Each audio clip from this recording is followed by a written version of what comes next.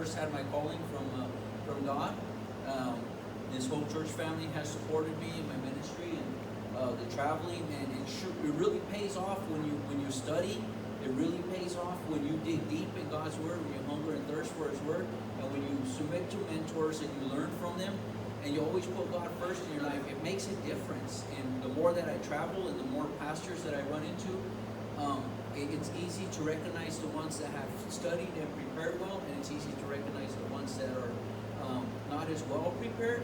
And it's always good to be well prepared because we want to bring people into the kingdom. Amen. And the only way to bring them into the kingdom is to be well prepared in God's Word.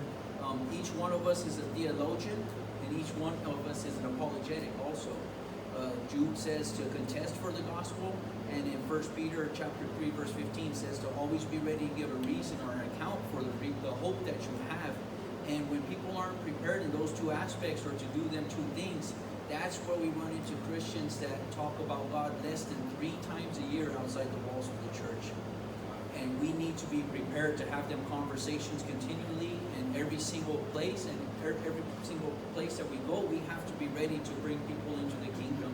So I thank you guys all for supporting my ministry, and I thank Pastor Paul for being just there for me through what I went through with my parents. He dropped everything, came there for me, and that's what told me that I wanted to be there for somebody the way that he was there for me. The way he made me feel, I wanted to make somebody else feel.